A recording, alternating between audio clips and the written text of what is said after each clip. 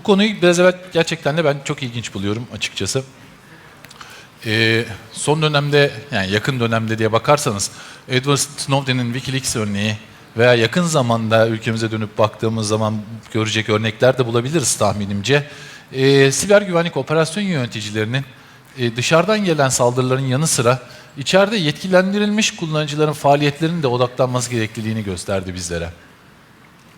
Bu panelimizde uluslararası bankalarımızdan ING Bank'tan BT Güvenliği VP'si Emre Tuğriçeri ve UBA kullanıcı davranışı analizi diye adlandırdığımız alanın lider firmalarından Exabeam Director of Sales Engineers Alex Challis ile gerçekten de ilginizi çekeceğine inandığımız bir konuyu tartışıyor olacağız.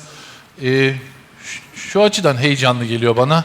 Riskle karşılaşmadan tehdit unsurunu yakalamak, machine learning teknolojiler, güvenlik verilerinden kullanıcı davranışı analizi, ileri matematik algoritmalarıyla anomali tespiti gibi gerçekten de ilginç konulardan bahsediyor olacağız.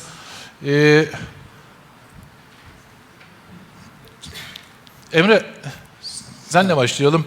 Büyük bir bankanın güvenlik operasyon merkezini yönetirken karşılaştığınız birçok sorun olduğunu biliyoruz.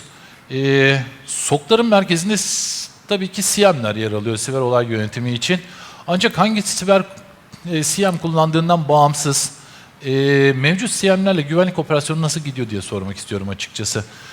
Malum konunun iki bacağı var. Bir yakalamakla ilgili, bir cevap vermekle ilgili ama izleme ve yakalama kısmında yaşadığın sıkıntılar neler? Evet. Buradan başlarsak.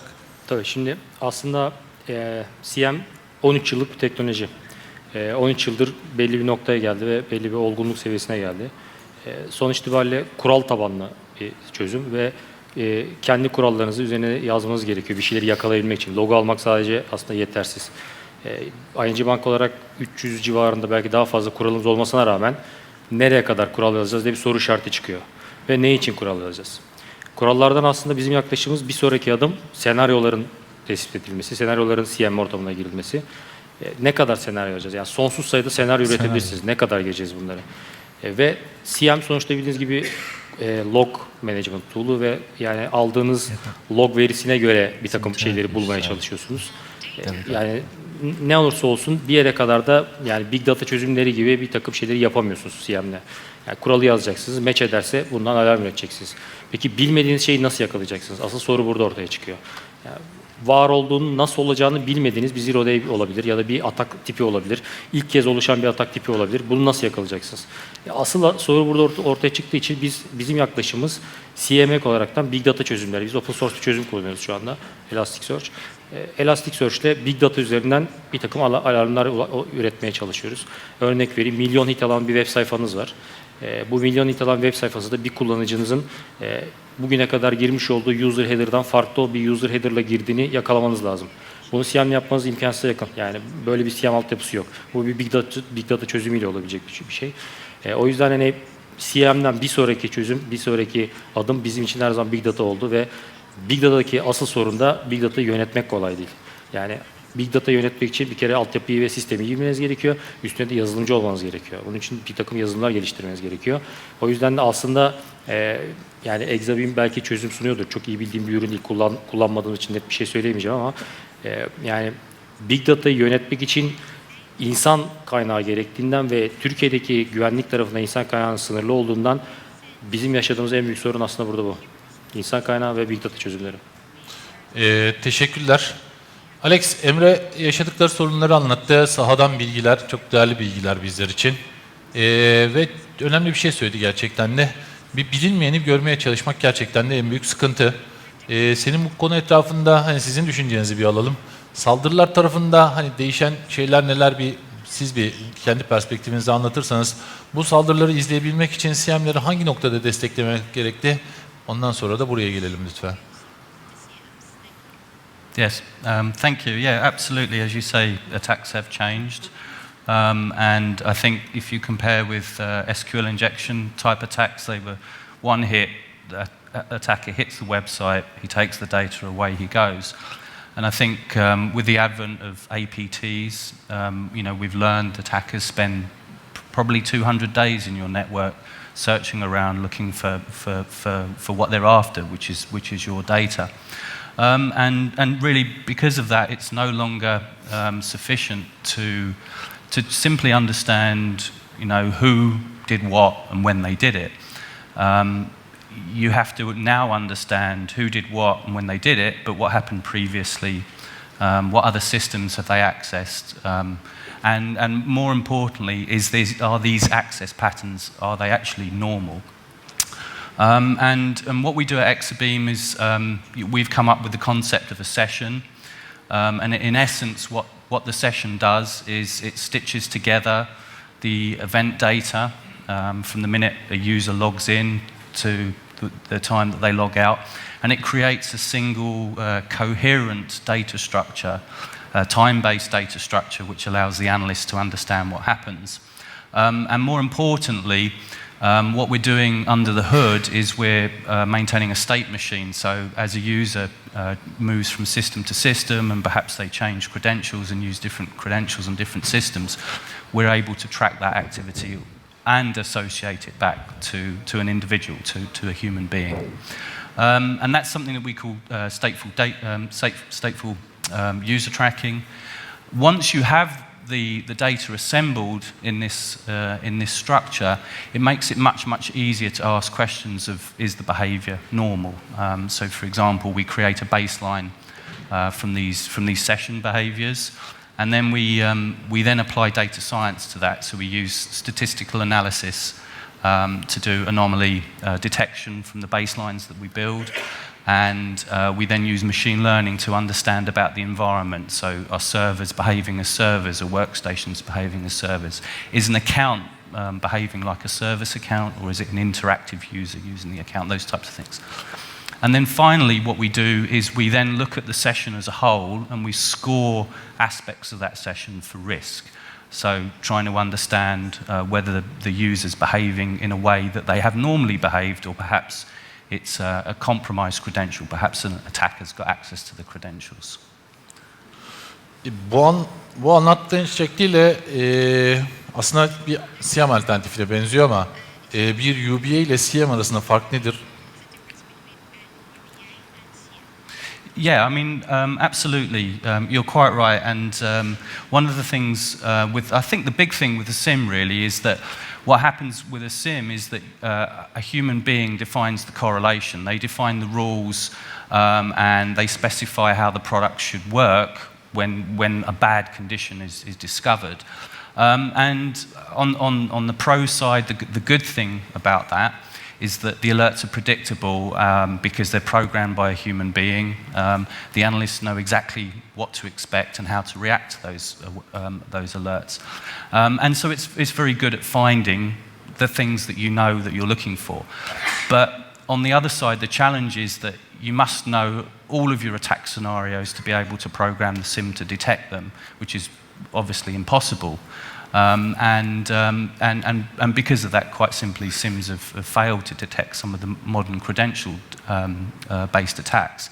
And if you look at what we're doing in user and entity behavior analytics, the big change is really that we've now removed the human from programming the tool. Essentially, the system learns the behavior in the network of the users and the entities, and it's able to alert on any significant deviations in those behaviors. And really, I guess the benefit is that you tell the tool up front the types of behaviors to learn, but not what represents good or bad. And because of that, you're able to detect unknown threatening behaviors using the tool. And also the tool adjusts to behaviors as well. So perhaps as a user moves to a different department in the organization, the tool's able to adapt to that. On the downside, again, the tools tend to find a more diverse set of threats than perhaps you would be expecting to look for in a SIM, and your analysts quite simply need to know how to respond to those. So just really maybe just as a very quick example here, this is an example of pass the hash. So a tool commonly used to compromise user accounts in an organization. And really what we're showing here is that there's several possible ways of detecting this threat. The first is that a tool is executing from an abnormal location on an endpoint, and it's being executed. The fact that it's being executed is itself abnormal. The user doesn't usually execute these. And then the third thing is it's using a credential harvesting attack tool. So 1 and 2 are anomalies, right? Running a tool from a path that people do not normally run executables from is a behavioral anomaly. And then finally, running a tool, this attack tool, this process that someone doesn't usually run, are anomalies that a SIM wouldn't normally be able to detect. And the way, finally, the tools really evolved over the years. So we started about 2 years ago by looking at credential and VPN, credential and VPN monitoring, and then we've added use cases steadily, every quarter, right up until today, where we're able to monitor endpoint and web proxy activity as well. And we do all of this by running on top of your existing SIMs. So we're not asking you to re-instrument or redeploy collectors in the network. We're using data that you're probably already collecting in your SIM or log management system. 15 yıllık CM teknolojisiye karşılaştırınca tabii bu anlattıkların çok heyecanlı geliyor ama yani CM'lerle göremediğimiz neyi daha iyi görebilmeye başlayacağız? Bunu bir demo ortamında bize birazcık gösterebilme şansın var mı?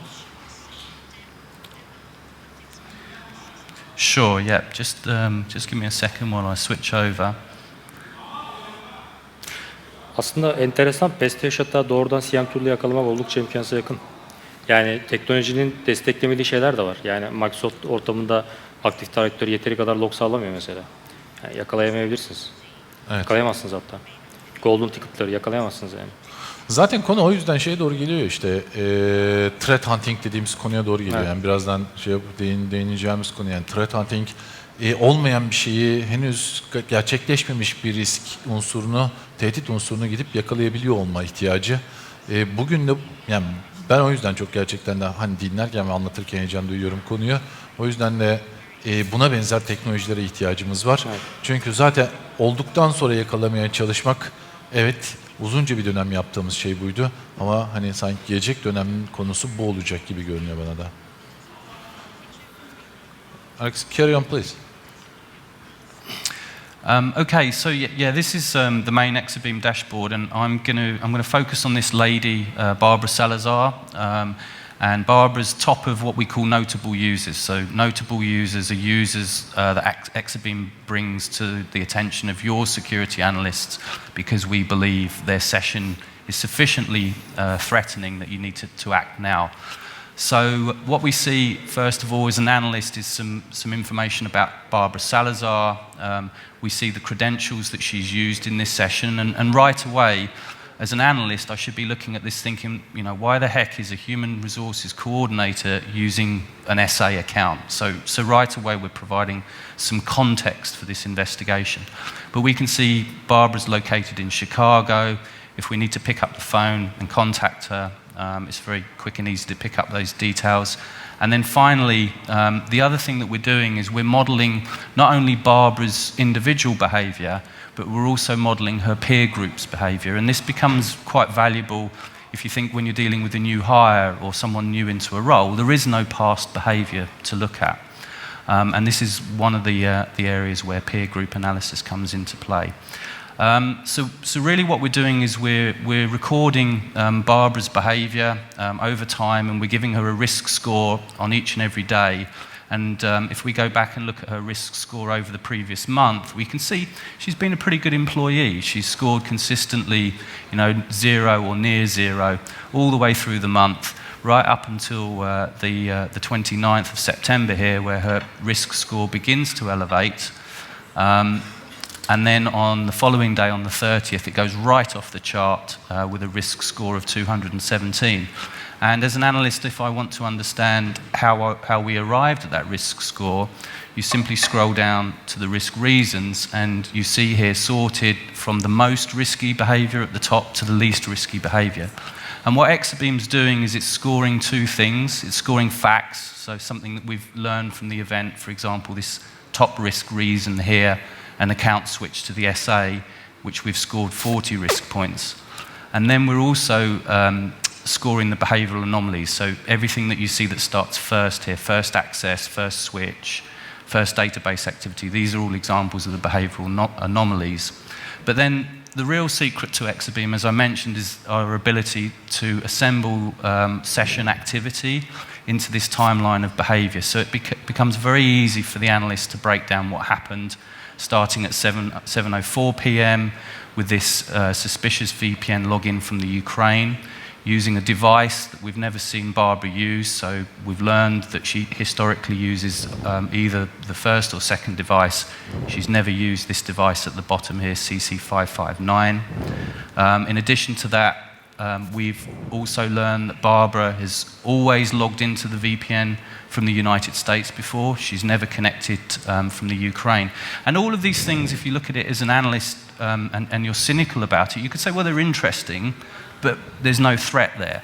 And you'd be right, and this is really where the power of the timeline comes in. So following after this login to the Ukraine, if we continue to look at Barbara's activity, what we start to see is her accessing hosts on the network that she's never previously accessed before. And in 2 cases, those hosts have never been previously accessed by her peer group, the HR organization as well. So this is beginning to build up, quite a threatening profile for this session. And then as we scroll down a little bit further, we see at 9:28 p.m., Barbara actually logs in to a database and accumulates quite a few risk points. The first is she's using the SA account. And one of the questions is often, well, how do you know that it's Barbara using the SA account? And it's because of this stateful user tracking. We're able to detect the presence of a user on a host. And so when they connect with a different set of credentials, we're able to correlate that back to the user session. And as you can see, this is the first time she's switched to the SA account, and more damningly, this is the first time she's ever performed any operation on a database before. So finally, just wrapping things up, we see that she backs up what appears to be the payroll database, so containing obviously quite a lot of sensitive data. And then finally, the blue coat firewall warns us about a large outbound volume of traffic.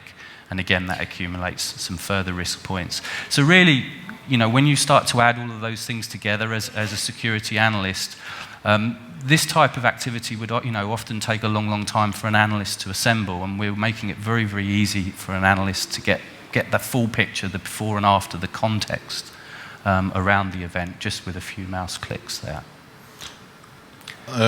Thank you, Alex. Emre, bütün hikayeyi bir Alex'ten dinleyelim diye bekledim ama şimdi bu noktada sana dönmek istiyorum. Açıkçası gerçekten de sahada bu sıkıntıları yaşayan ve yöneten bir insan olarak baktığın zaman bu tür bir araç sizin gibi büyük operasyonlarda, yani büyük bankalarda ya da büyük yapılarda baktığım zaman büyük ölçekli yapılarda ne gibi değer sağlar? Ya aslında konuya şöyle yaklaşmak lazım. Ne kadar büyük olursa olsun sonuçta bir headcount'unuz var. Ve bu headcount'unuzda yapabileceğiniz iş miktarı sınırlı. Yani az önce bahsettiğim threat hunting'ten. Threat hunting'e ihtiyacınız var mı? Evet var, ama threat hunting'in de bir limiti var. Ve yani sınırlı resource'larla maksimum iş yapmaya çalışıyorsunuz ve automation ya da bu tarz tool'lar aslında SOC ekiplerin zamanını kısaltacak şeyler. SOC ekipleri belli şeyleri hunt etmektense zaten otomatize edilmiş tool'larla bunları yakalayıp zamanını daha farklı şeylerle harcayabilirler. Yani örnek vereyim, biz şu anda yapmıyoruz ama ING Global'de 5 kişilik ayrı bir threat hunting ekibi var. Sadece threat hunting yapıyorlar. Binlerce malware IOC üzerinden Big Data çözümü üzerine sürekli araştırma yapıyorlar. Şimdi 5 kişi. Şimdi Türkiye'de böyle bir kapasiteye SOC ekibinden bahsetmiyorum. Artı 5 kişiden bahsediyorum. Yani bu kapasiteyi sağlamak da mümkün değil. O yüzden yarar olacağını düşünüyorum ben oldukça. Samimi bir soru. Mevcut CM'le, şu anda mevcut CM'lerin içerisinde en iyisini kullanıyorsunuz biliyoruz ama hangi CM kullandığından bağımsız veya elinizdeki CM'le de şu örnekte Barbara'yı yakalamak ne kadar zamanınız alırdı veya mümkün olur muydu? Biraz alır herhalde ya. Çok yakalayamayabilirsiniz. Çünkü dediğim gibi az önce şimdi teknolojik limitasyonlar var. Yani teknolojik limitasyonlardan dolayı belli şeyleri yapamıyorsunuz yani. Yani isteseniz de olmuyor. Yani mesela Az önce bahsettiğim senaryolar burada önemli. Yazmış olduğum senaryolar var ve teknoloji desteklemediği için senaryoları CM'e giremiyoruz mesela. Var ya bizim yazmış olduğumuz 6-7 tane senaryo var. Teknolojik kapabilite onu yok. O senaryoya giremiyorsunuz ve yakalayamıyorsunuz yani. Ne yapacaksınız? Yani kör uçuşta olmak da olmaz. O yüzden hani yani Barbara'yı nasıl yakalarız emin değilim. Biraz zaman harcarız herhalde yakalamak için. Yani. Evet, zaten bilinmeyeni görmeye çalışmak konusu da buradan geliyor gerçekten de. Konu sanırım, CM'leri, senaryoları arttırarak sürekli use case programlayarak geliştirmeyi sürdürmek noktasında herhalde bir sıkıntıdayız. Şu anda hani geldiğimiz yerde bir sıkıntıdayız gibi geliyor bana. Olası tüm şüpheli, şaibeli aktiviteleri de CM'lere aktarmaya çalışmak ve use case'leri böyle her geçen gün arttırarak gitmek de mümkün değil. O yüzden hani herhalde ben şuna inanıyorum, önümüzdeki dönemde machine learning, profiling gibi konuları çok daha fazla kullanıyor olacağız. Evet. Ne düşünüyorsun? Herhalde machine learning konusu önümüzdeki dönemin en önemli konularından biri gibi bence. Öyle tabii, yani bir takım akademik çalışmalar da var machine learning konusunda. Yani machine learning işlerinin doğrudan altyapıda, yani SOC ya da security operasyonundaki çalışan insanların önüne ürün olarak gelmesi lazım. Machine learning şu anda tamamen yani büyük bir datanın otomatik olarak öğrenilmesi ve çalışılması üzerine yapılan bir şey ve tamamı akademik çalışmalar şu anda. Yani çok ciddi çalışmalar olması gerekiyor. Dediğim gibi yani gene bunu yapacak development kadromuz bizim yok. Yani bunu yapamayız yani. Geldiği nokta o. O yüzden hani önümüzdeki dönemde evet CM 13 yıllık bir noktası var. Artık sonlarına geldik. Kuralları girdiniz, senaryoları yazıyorsunuz. Aşırı false pozitif yürüyor. False pozitif yürümesin diye fine tuning yapıyorsunuz. Bu sefer gerçekten olan bir şeyi kaçırabiliyorsunuz. Machine learning'e doğru gitmeniz lazım. Genel limitasyonlar var. Development ihtiyacınız var. Developer barındırmanız lazım. Ne yapacaksınız? 10 kişilik developer ekibi mi alacaksınız ekibin içerisine? Yani hani orada bir karanlık bir bulut var evet. Yani aşmamız gereken. O yüzden hani hazır ürünlere ihtiyaç var gibi. Şey de kötü tabii o açıdan bakırsa. Tool çöplüğüne dönmemesi lazım olayın. Yani zor bir nokta. Ama gidişat o yöne evet. Açıkçası hani CM'lerden hiçbir zaman için kurtulacağız demek mümkün değil. Tabii. CM'ler hep olacak hayatımızda değil mi? Evet. Yani fakat o CM'lerde bugün bizim gördüğümüz iki tane adreslemeye çalıştığımız konu var açıkçası SOC operasyonları perspektifinden. Bir, response kapabiliteleri açısından. Evet, yakalıyorsunuz ama buna response vermek. Bu da konuştuğumuz konulardan biri. Bir diğeri de açıkçası evet CM'lerle göremediğiniz, üzerine sürekli use case yazarak yetişemediğiniz kısmında CM'leri destekliyor olmak. Evet. Dolayısıyla da biz hani önümüzdeki dönemde en çok buralara, güvenlik operasyon merkezlerinin bu tarafa yöneleceğini düşünüyoruz açıkçası. Çalışmalarımız da bu yönde. Türkiye'de bunu desteklemek üzere Exabeam'le çalışıyoruz. Ve bundan da gurur duyuyoruz. Gerçekten de SOC operasyonunun gördüğümüz en büyük iki açığı, biri response, biri de bu konuştuğumuz konu. Alex, anything you want to add? Well, I mean, I'd happily take some questions from the audience if we've got some time to do that. Yeah, okay. Sormak istediğiniz bir soru var mı? Alabilir miyiz? Buyurun.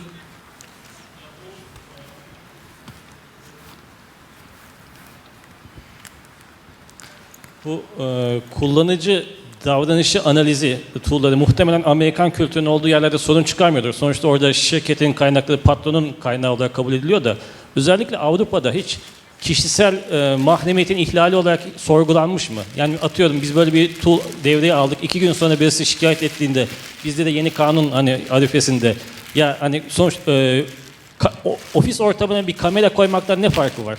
Sonuçta şu anda. Benzer bir şekilde hiç sorgulanıp aklanmış mı bu tür tool'lar? Özellikle Avrupa'da ben merak ediyorum. So excellent question, and you're absolutely right. We do have issues with this. Actually, it's not just Europe and places like Germany and Switzerland, but we're finding increasingly in the United States a similar problem. And we anticipated this was going to become an issue, and so we're actually able to deal with it in the product by encrypting or hashing usernames, job roles, IP addresses, host names, and then having a separate role within the product which is able to unlock and look at the full picture if probable cause has been established. So that's the way we deal with that. Ve belki şeyi de ekleyebiliriz. Şimdi çıkmış olan veri, kanun kişisel verilerle ilgili. Yani işte cinsiyet, din bilgisi ya da işte bu tarz bilgilerle ilgili. Ama buradaki yani tool'da ya da bu tarz tool'ların özelinde cinsiyet verisi üzerinden yapılan bir analiz yok aslında. Yani kişinin network'te yapmış olduğu davranışlar üzerinden bir analiz var. Yani biraz ama aşırı değil mi? Yani sonuçta ofise kamera koydurmuyorsa birisi bir çalışanın 7x24 makineyi açtığından kapatana kadar bütün davranışını esasında takip ediyoruz. Bir evet. profil çıkarıyoruz. Profiling diyoruz zaten. Yani bu profiling acaba sakınca yaratır mı diye benim kafamda bir şey vardı. Ama yani vardı. haklısınız olabilir ama şimdi geldiğimiz noktada ihtiyaç da var gibi de. Şimdi o açıdan ben öyle bir sizi şey var. destekliyorum. O ayrı konu da. Hani yarın öbür gün hukuk karşısında bir başımız belaya girer mi? Yani sonuçta yatırım küçük bir yatırım değil. Dediğiniz gibi insan kaynağı ayrılacak, para harcanacak, zaman harcanacak. Sonra bir de çöp olmasın. Yani Kanuni olarak doğrudan karşılığı yok ama. Yani başımızın belaya girmesi için bir kanunun çıkması lazım. Ortada bir kanun yok. Kanun olmadığı için de belaya girecek bir nokta yok. Yani bilmiyorum, hukukçular aslında bu konuda daha iyi yorum yapar ama ben sorun olacağını zannetmiyorum yani. Evet, yani soru güzel bir soru. Teşekkür ediyoruz gerçekten de. Ama hani bir perspektif, yani güvenlik ve privacy malum sürekli birbiriyle çelişen iki kavram. Ama bir perspektiften de bunu yapmak zorundayız. Yapmazsak işte hani bizim yaşadıklarımız ortada, dünyanın yaşadıkları ortada, sıkıntılar ortada. Hani o privacy perspektifinden çok ilerlerseniz o zaman işte bütün güvenlik kontrollerini kaldırıyor olmanız gerekiyor. Yani firewall'ları da kaldırıyor olmanız gerekiyor. URL filtreleri de kaldırılması gerekiyor. fayda konusunda ben de size kesin katılıyorum bu tür bir tool'un faydasını. Ama hani özellikle Avrupalıların bu hani bize bazen aşırı gelen hassasiyetleri var ya.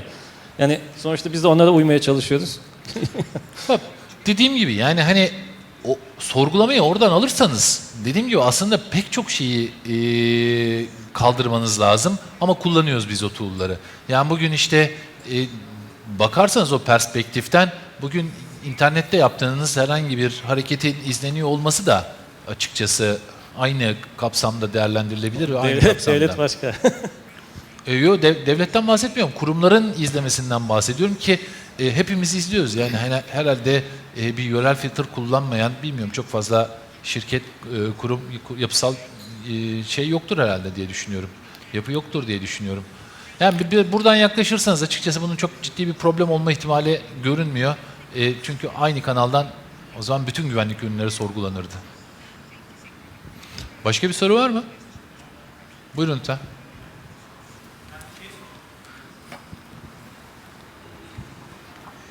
Merhaba. Öncelikle iki tane sorum var. Bir tanesi baseline oluşturmak için ne kadarlık bir süreye ihtiyacımız var ortalamada? Bir de baseline süresince compromise olmuş bir makineyi aslında false pozitif olarak false negatif olarak ayırmış olmayacak mıyız? Bu iki tane soruyu bekliyorum. Çok güzel sorular. Alex? Okay, yeah, so again, great question. So the baseline period is configurable. It could be 1 day. I would never recommend 1 day. Somewhere between 30 days and 90 days is an ideal period. And you're absolutely right. If a machine or an account, a user account, was compromised in that process, we would likely learn that behavior as being part of the normal behavior. But this is really where the peer group analysis starts to come in, because if a hacker is using, say, an HR individual's system, then the chances of them continuing to behave as a HR person would is very, very low. So at some point, they're going to reach out and touch a system or some data that an HR person wouldn't, and then that would expose them in the organization. So very good questions. So any more questions? There is a giveaway for the best question. Okay. In that case, I think the best question was actually the gentleman that just asked the question, so I'll hand this to you on the way out. Congratulations.